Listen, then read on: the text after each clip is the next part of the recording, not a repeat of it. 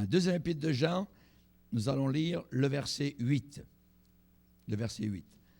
Le message s'intitule « Remporter le prix ». 2 Jean, verset 8.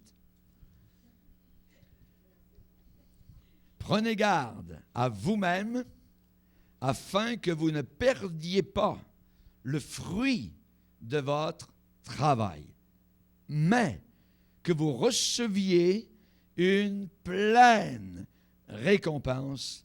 Amen. Seigneur, nous te bénissons. Nous te glorifions. Ma joie est merveilleuse de retrouver mes frères et sœurs, Seigneur, ici au Canada.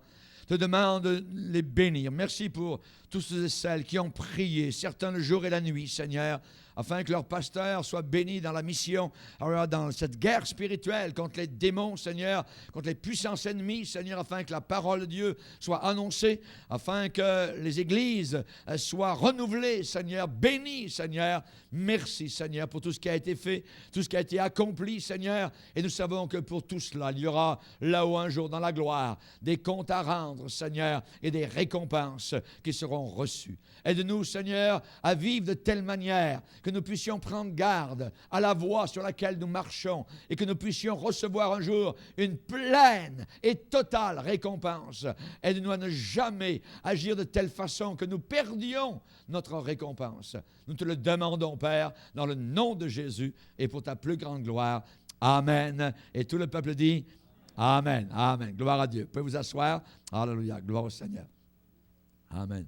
On veut évidemment donc féliciter Benjamin et Patricia. Alléluia, gloire au Seigneur. Ce matin, j'ai vu le petit David. Alléluia, donc que Dieu soit béni. Entre-temps, ils n'ont pas perdu le temps. Gloire au Seigneur. Une nouvelle vie est arrivée. Alléluia, pour glorifier le Seigneur. Et on bénit le Seigneur et on félicite donc Benjamin et Patricia qui sont de nouveau, alléluia, dans leur église. Alléluia, et c'est bon de les voir servir le Seigneur à leur niveau. Amen. Gloire à Dieu. Une pleine récompense. Une pleine récompense. Alléluia. Et si le Seigneur parle d'une pleine récompense, ça veut dire pour chacun de nous, en avant. Il faut aller de l'avant dans la foi. Amen. Allons de l'avant. Le sujet, le thème des récompenses pour le chrétien est d'un intérêt, je dirais, tout particulier pour chacun d'entre nous. C'est une doctrine de premier plan dans le Nouveau Testament. Vous voyez, la récompense. Imaginez, on n'est pas seulement sauvé. En plus, le Seigneur a prévu des récompenses. Au retour de Jésus, il y a certaines personnes qui vont recevoir une pleine récompense. Certaines personnes vont entendre le Seigneur leur dire « C'est bien, bon et fidèle serviteur. Tu as été fidèle en peu de choses sur la terre, peu de choses. Je te confierai beaucoup. » Entre dans quoi?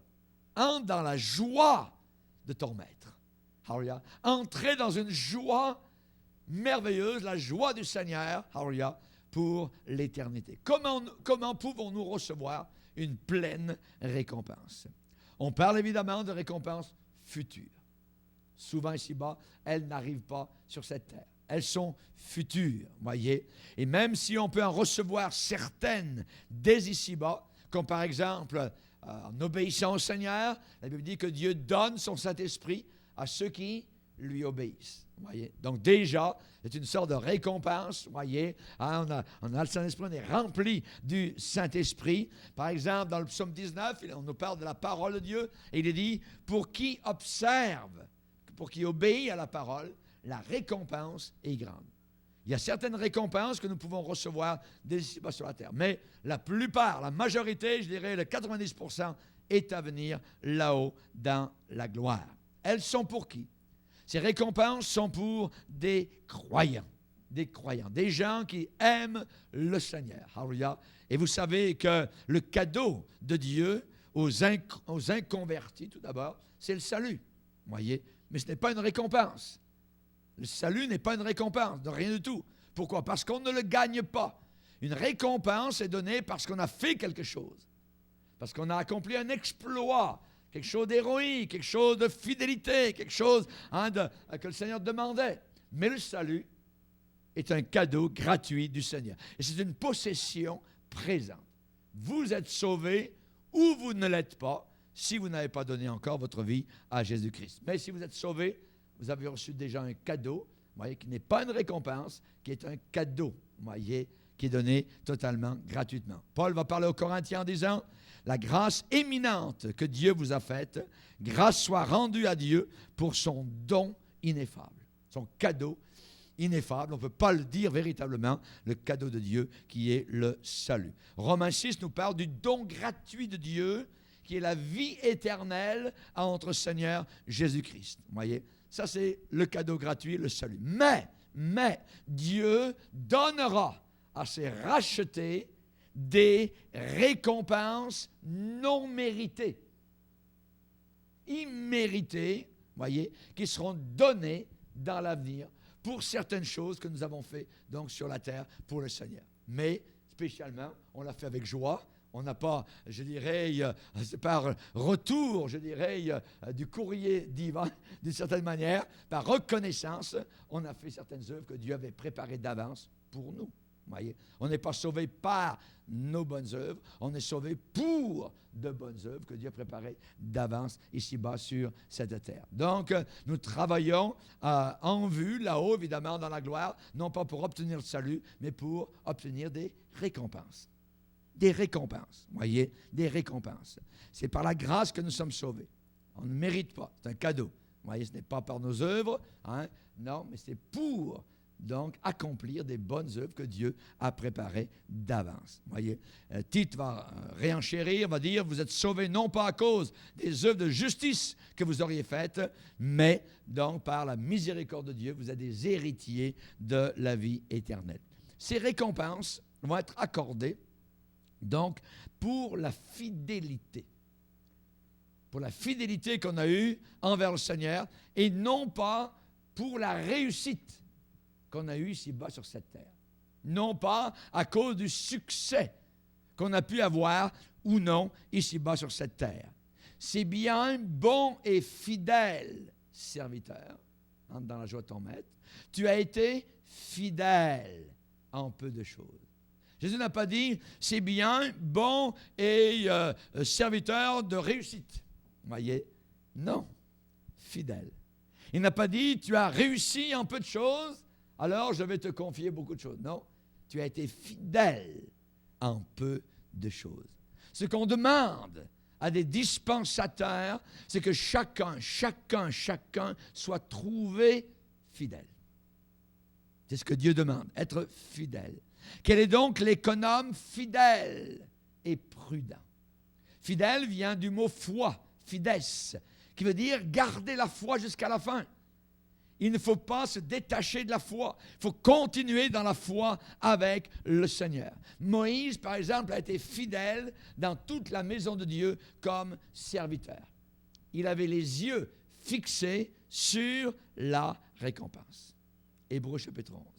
Moïse n'a pas regardé la colère de Pharaon, n'a pas regardé les richesses de ce monde, n'a pas regardé les plaisirs de ce monde. Il a fixé ses regards sur Christ, celui qui était invisible, et il le voyait, même s'il était invisible. Il avait les yeux fixés, nous dit Hébreux 11, sur la récompense. Sur la récompense. Alléluia. Le Seigneur connaît nos cœurs, il connaît nos mobiles, il connaît nos circonstances, il connaît les difficultés qu'on peut avoir dans son service et il nous récompensera d'après notre fidélité à ce service. Peu de choses. Fidélité à ce service. Il nous récompensera d'après la sincérité de poursuivre donc sa gloire, de chercher sa gloire. Voyez, il va nous récompenser pour cela. Rappelez-vous que Dieu sonde les cœurs et les reins. Il sonde les cœurs, il connaît la motivation. Voyez, il sait quand quelqu'un est hypocrite, il sait quand quelqu'un est sincère, il sait quand quelqu'un est vrai, quand quelqu'un joue un jeu, il connaît tout, voyez. Il sonde les cœurs et les reins. Les reins nous parlent donc des motivations des personnes. Et pour ces choses-là, nous aurons des récompenses ou nous perdrons nos récompenses. Voyez. Le Seigneur offre à ses enfants ses récompenses. Pourquoi? Pourquoi il nous en parle dans la Bible? Voyez. Il aurait pu nous contenter de nous sauver. Vous êtes sauvés, gloire à Dieu, tout est par grâce. Non, en plus, il a prévu donc un rôle de récompense plus ou moins grande par rapport à la fidélité de ce que nous faisons pour lui ici-bas sur cette terre où nous ne faisons pas. Vous voyez? Et on va voir cela toute la journée. Donc, c'est comme des stimulants, vous voyez, à vivre donc saintement à son service. Nous sommes tous des élèves à l'école de Jésus ici-bas sur cette terre. Et notre maître nous offre un certain prix, une certaine récompense, et je dis bien qu'on peut perdre ou qu'on peut gagner. Je viens bientôt, garde ce que tu as, afin que personne ne prenne ta couronne, afin que personne ne prenne ta récompense.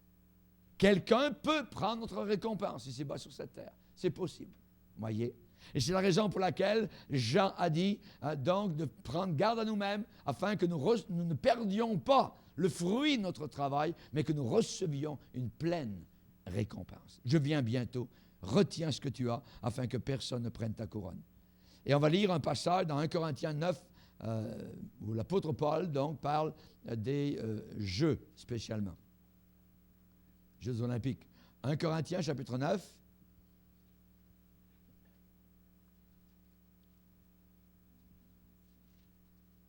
« 1 Corinthiens, chapitre 9, verset 24. Paul va dire, « Ne savez-vous pas que ceux qui courent dans le stade courent tous, mais qu'un seul remporte le prix, la récompense? Courez donc, de manière à le remporter. Tous ceux qui combattent, tous ceux qui luttent dans le stade, vous voyez, les gladiateurs, ainsi de suite, s'imposent toute espèce d'abstinence. Et ils le font pour obtenir une couronne corruptible. Mais nous les chrétiens, faisons-le pour une couronne incorruptible. Alléluia. Une couronne, une récompense incorruptible. Merci Seigneur. Et c'est dans Colossiens où Paul va dire qu'aucun homme, sous une apparence d'humilité ou par un culte des anges, ne vous ravisse à son gré le prix de la course. La récompense de la course. Voyez, la doctrine du salut est différente de la doctrine des récompenses. Vous comprenez bien, le salut, c'est donné gratuitement, on ne mérite rien, on est des pécheurs, il nous sauve, on est sauvé. Mais les récompenses, c'est différent. C'est différent. À ne pas confondre. L'enfant de Dieu, n'oubliez pas, ne vient pas au jugement dernier, au jugement final. L'enfant de Dieu ne vient pas à ce trône de jugement final. Jésus a dit, celui qui croit en lui n'est pas jugé. Celui qui ne croit pas est déjà jugé parce qu'il n'a pas cru. Voyez? Et dans Jean 5, 24, il a dit, celui qui écoute ma parole et qui croit celui qui m'a envoyé n'est pas condamné.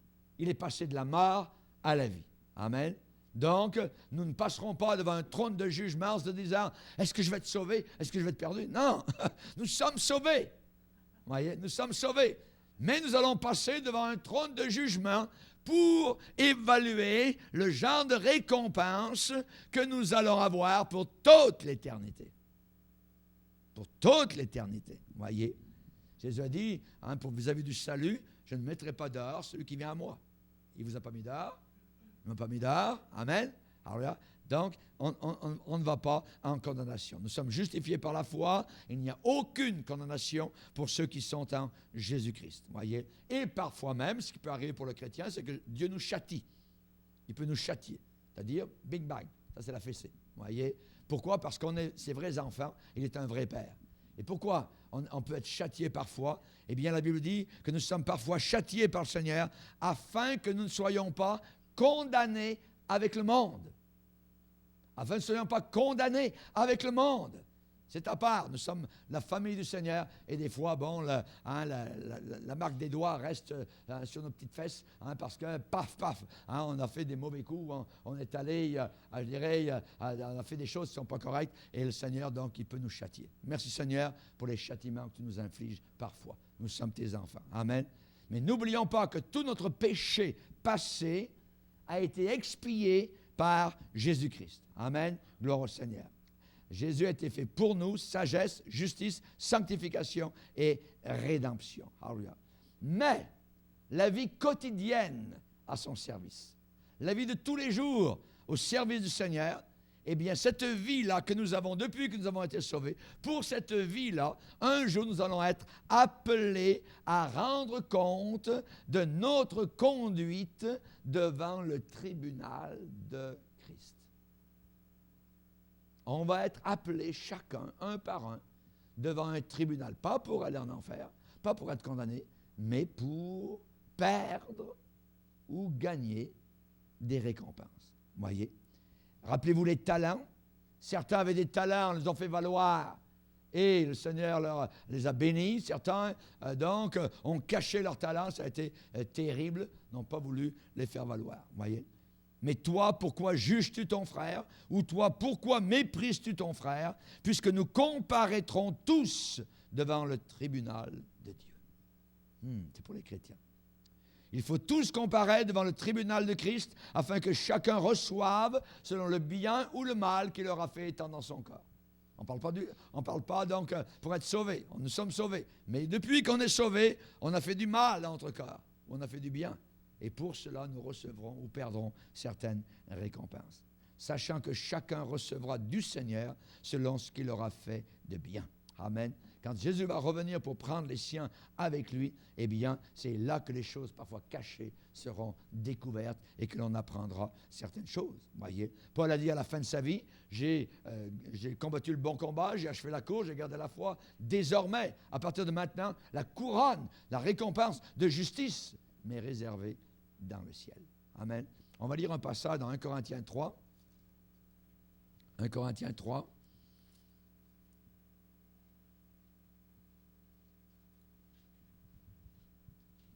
Verset 11, il dit « Car personne ne peut poser un autre fondement que celui qui a été posé, savoir Jésus-Christ. » La fondation, c'est Jésus. On n'est pas bâti sur Paul, sur Pierre, on est bâti sur Jésus.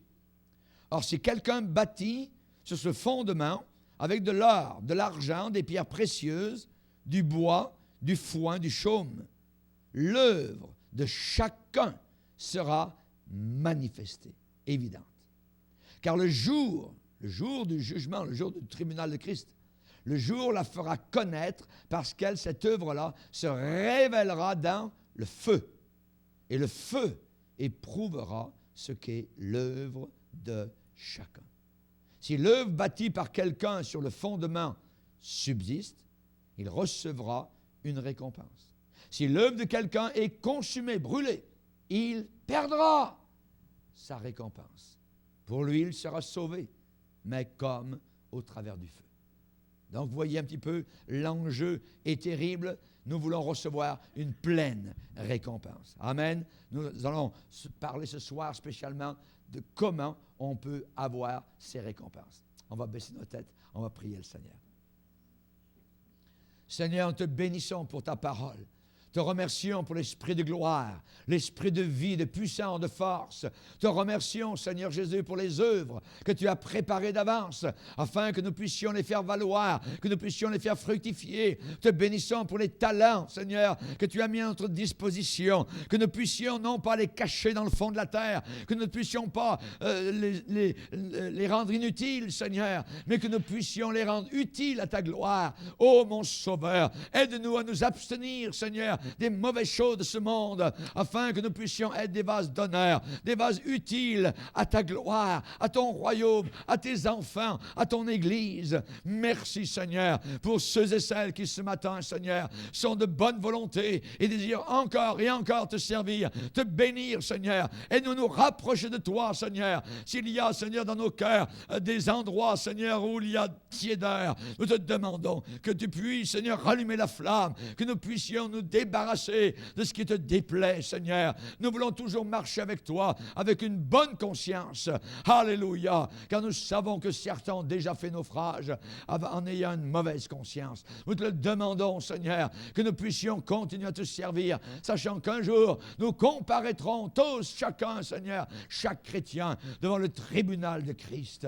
Alléluia. Tes yeux seront de flammes, Seigneur. Alléluia. Toi, tu sonderas les cœurs et les reins. Toute notre vie, Seigneur, Seigneur. Alléluia, tous les mois, les semaines, les années sont toutes devant toi, Seigneur. Et tu vas les passer, Seigneur, une à une. Oh, mon Sauveur, chacun, nous serons devant toi, que nous puissions être joyeux quand nous passerons devant ce trône. Seigneur Jésus, nous voulons recevoir la pleine récompense. C'est pour cela que nous avons besoin de prendre garde. Bénis abondamment ton Église, tes enfants, Seigneur. Et s'il y a des choses à mettre en place, à régler avec toi, que nous puissions le faire rapidement ce matin même, Seigneur. Nous désirons ne laisser aucune place à l'ennemi. Nous voulons pouvoir dire comme ton Fils l'a dit, Père. Alléluia. Il a dit, le diable n'a rien en moi. Alléluia. Nous voulons rien avoir à faire avec ce qui est diabolique, ténébreux, obscur, impur. Alléluia. Nous voulons te servir avec joie jusqu'à la fin en étant remplis de ton merveilleux Saint-Esprit. Dans le nom de Jésus, nous prions.